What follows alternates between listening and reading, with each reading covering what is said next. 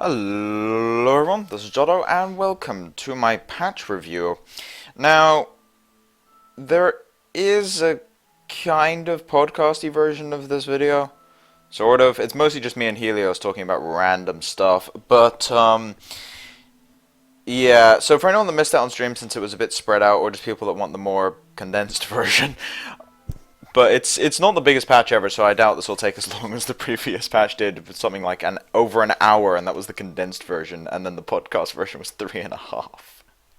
That was ridiculous, but this patch didn't actually change that much.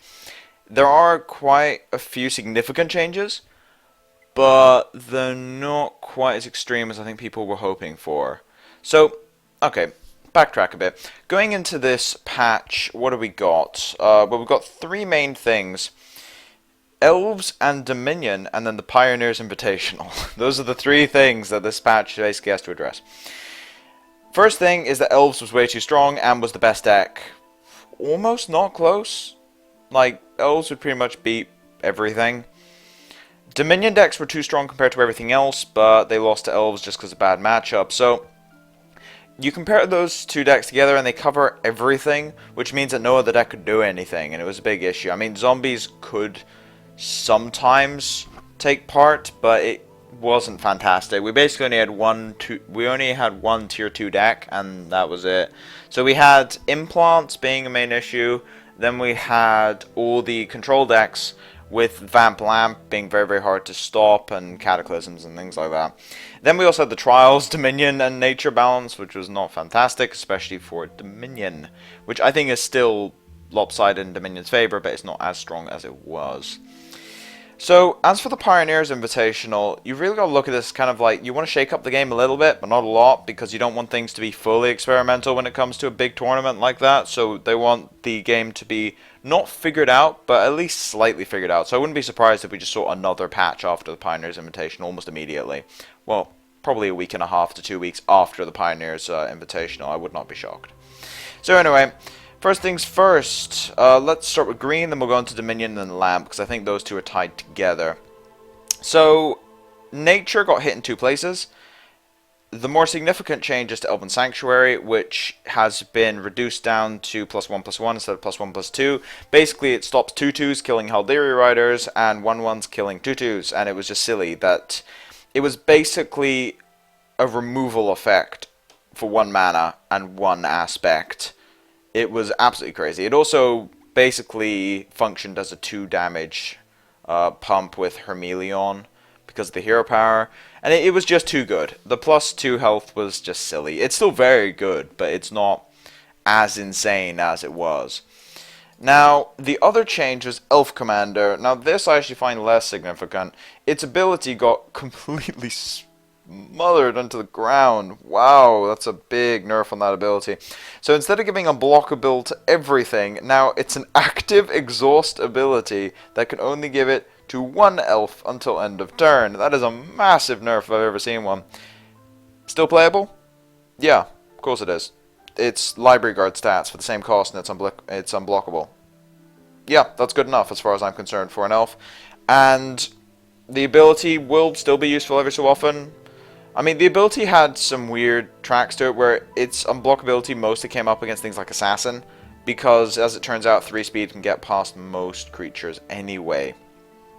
So, a lot of people were complaining about this being a massive nerf to the card, and it's unplayable, it's a Blizzard nerf. No, because the stats are good enough for it to see play anyway, and it still is seeing play. It's not as abusable, but it was probably the weakest elf anyway, but it fits its own place in the curve, so it's fine. It does reduce its effect with Path to some extent, but it's still an interaction you can use since you can ready it up again, and also, I don't know, the Path combo is still a problem in general, not just from Elf Commander, so I would not put too much weight on the Elf Commander nerf when it comes to Hermelion Elves. So, Elves got nerfed, but they're still the best deck in my opinion. On to Dominion. Now, Dominion received 3 power level changes and then also some trials changes. So, first things first, we've got Power Surge. Now, Power Surge has had its requirements for the draw up to 7 from 5. The main reason for this is to punish double ramp openings, because double ramp opening with Power Surge was basically a case of The first Power Surge costs you, but it's very, very powerful. The second one's less powerful, but then you draw a card and then you Cataclysm next turn. That's basically what the double ramp openings were, because you went from 2 to 4 and then straight to 6 the next turn, so you could go like Mind Extortion or something, and then also Cataclysm. It also meant you could do some really silly things, like Power Surge, and then Power Surge, refill Cataclysm on one turn if you had to go for 2 levels earlier. So there were some silly interactions with it, needless to say. But anyway, so it's still very strong. It will still see a lot of play, especially in the non-Wisdom decks, although to be honest I think it will still see play in the Wisdom Dominion ramp decks, because they like their 8 ramp spells with New Horizons and Power Surge, and unlike New Horizon, the 4th copy of Power Surge isn't that bad, because you can just cycle it. You can still cycle it as far as I'm concerned later on in the game, so it's still a nice ramp spell. The ability to draw when they're dead late is quite a big advantage, and actually makes up for the fact that you can't color fix with it. That effect is weaker now, so I think it's now on par with New Horizons. I mean, in a vacuum, New Horizons is stronger because it also increases like the percentage chance of you drawing a useful card because it gets rid of shrines. However, Power Surge is in the stronger aspect, and that is why it was really showing to be very, very strong. Next, we've got Power Lust Incarnate. Kind of funny because these work together. Power Lust's speed mechanic has been changed completely. Its HP and attack mechanic is exactly the same. It's based on the number of mana crystals. However, instead of its speed being resulted from your Dominion aspect levels, now it is 2 mana, you get 2 speed and -2/-2. A lot of people have said that this nerf does nothing.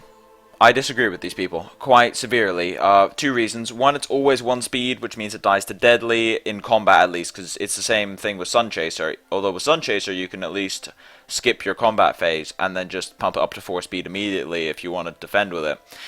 But with Power Lust Incarnate you can't do that because it says end of turn, not this combat. So as a result, it will always be attacked by assassins and things like that, which is a problem. And on top of that, late in the game, sure, you're probably not going to notice the -2/-2, but in the mid-game when you play it as like a 5/5, shrinking it down to a 3/3 is a big deal from 5/5. So it's much weaker in the early mid-game, much, much weaker, but it has roughly the same power level. I mean, it's slightly weaker overall, but it has roughly the same power level later on in the game. So I think that's fine. I think that's actually an okay change. It's not very elegant as a change. It's a very complicated card now. Not quite as complicated as Runelit Incarnate, but the Incarnates in general are starting to make a trend of being just ridiculously over-complex cards. In fact, I think that... Let's see, what's the simplest one? It's just Valosworn, right? Valosworn is simple. Flamebound is okay in complexity, but the rest of them are just ridiculous in how complex they are now. Power Lust was quite basic, it was just too strong, now it's very complicated. So, yeah, I'm not sure how I feel about the Incarnate's designs in hindsight, but in terms of the actual card itself, I think it's still playable. It's nowhere near as strong as it was. You can still play it. You can play it in 2 aspect decks now, which is kind of nice because you don't get punished as hard for going for the other aspects by reducing its speed. You can still get your 3-speed attacker. So it may see some extra play in other 2-color decks, but it'll see less play in its own Dominion decks, and as far as I'm concerned, that's fine. Now, the last balance change for Dominion, keeping in mind the other changes are rarity differences, which we'll go over later for trials. Blood-Seeking Mutant had its HP decreased. It was too strong. It was too strong. It probably isn't... I mean, it probably wasn't as strong as Harpy, for instance, but the difference is Harpy kind of fights its own aspect, because a lot of Corruption's creatures are 1 level, and also it is in the much weaker aspect, whereas Dominion kind of had everything anyway, and then they also had a utility creature that could grow and become a win condition. It was just silly. So now you can still do that, but it dies to Fireball, which is actually a very, very big deal, because it means red can deal with it. 3 damage is actually one of the main pivot points for red removal. Fire Blast, Fireball, Word of Fire normally hit 3 each. Word of Fire will get to 3 levels generally with most red decks, and Advanced Ash hits 3, things like that. So 3 is actually a very, very big decrease against red decks, which is important because Mutant was almost an auto win against red decks.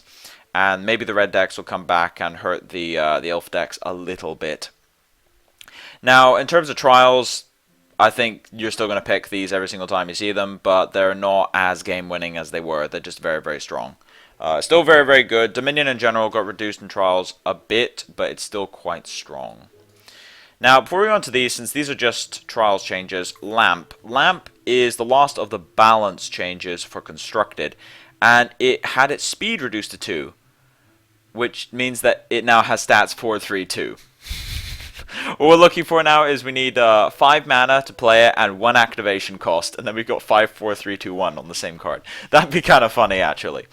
But anyway, so it has speed reduced. Why was this the case? The reason this happened was because they don't like the idea of Lamp being the least interactive card ever when it comes to winning. I mean, it does win the game fairly fast, but they were talking about this, and interactivity's always been a problem that the dev team have had, and they kind of have to deal with it. And they tend to scrap cards that promote inactivity in general. Solitaire play, basically, and Lamp is one of them. Because Lamp and Vampirism is not a fun combo. They kind of brought it back with the Vampirism on nerf. Basically, they brought back the old Vampirism, and they nerfed it originally because of Lamp. And I think this time they're saying, alright, Lamp is the issue. Because Vampirism is used in other decks as well, but Lamp really isn't. I guess it's used in Tempo Wisdom, but Tempo Wisdom can do Dust Titans. So, yeah, so it was used in Tempo Wisdom, but that's not very popular. It was mostly used just for Vampirism, Lamp, attack, ignore your creatures, and just keep racing, and you'd always win the race.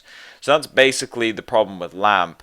Now you can actually block it with substantial creatures like Elite Vanguard and Succubus, and just creatures that have 3/3 stats and 2 speed. So you can actually block the damn thing. So yeah, it's nice that the speed's been reduced on this. It also makes it way less overpowered in Trials. Picking up Lamp is no longer just like, oh, I've got 2 lamps in the deck, I can't lose. So yeah, now it's actually still very, very good, because it's a 4/3 with Swift, but it's not as overbearing as it was in Trials. And in Constructed, it won't let you just sneak past and get damaging continuously like it used to. Still strong, it's still a mirror breaker for Control, because Control still have massive issues dealing with Lamp in general. So you're still going to see it a lot. It's still a decent win condition. It's just no longer the racing machine that it used to be without Cataclysm.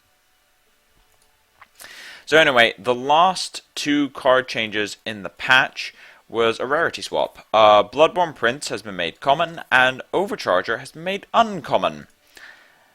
This is Trials based, so basically Bloodborne Prince was an uncommon, and it's not a very good Trials card. It's okay with basic Alexa and things, but it's not a very good Trials card, so they made it common. Just to decrease the power level on the common creature slot for Dominion, because when I eventually go over Dominion for my Trials overviews, which will actually be in 3 videos now I think about it, because I've got Nature and Rage to do. But Dominion is ridiculous in Trials, and one of the reasons is that pretty much all of their commons, or give or take, were just ridiculously good. Like, minimum okay. Whereas Bloodborne Prince is like, you don't want to be picking this, really. So they made one of the more situational and weaker creatures to get multiples of a common, just to reduce the power level of Dominion's picks a little bit. That and Overcharger got bumped up to uncommon. I actually could not believe this was a common when this got changed, and I was thinking, is that really a common? But yeah, it is. Overcharger and Grapple Hook were both common, which is just absurd. So the common slot in Dominion was jam-packed with, like, actual cards that would win the game on their own. It was absolutely silly. So this has been changed to uncommon now, and now you'll be fighting over your mutants and your overchargers. And now that mutants been changed, I think that they're a lot closer in power level. Whereas before it's just like snap mutant, but now it's a lot closer, and it means you actually have to make sacrifices while drafting. Still an insanely powerful faction in Trials, but it will be less overbearing. Like maybe only 70% of decks will have it instead of 80%. But in terms of the actual decks that play Dominion and Trials. So maybe that's been reduced a bit. I think that the Trials balance will stay fairly similar in terms of the higher levels. Like I think Dominion and Nature being at the top is pretty consistent. Depending on what card changes happen before the next set comes out in a couple of months, maybe Wisdom will sneak up a bit, and Corruption, Rage, and Order will like trade places a bunch. But in terms of just the top 2, I think the top 2 are pretty secure. And then you got Wisdom, which I guess you could sneak up on Wisdom with some, like Corruption, for instance. But I think The top 2 are pretty secure in terms of how powerful they are in Trials, and maybe top 3 including Wisdom, until we get our next set, basically. But anyway, that's about it for the entire patch. There was also some other bug fixing and some name changes to things and things like that, but those are fairly minor. But that's about it for the patch itself. But anyway, thank you all for watching. If you like the content, please subscribe. If you have any feedback, want to ask me any questions about the video, put it in the comment section below. But as now, it's been Jotto, signing off.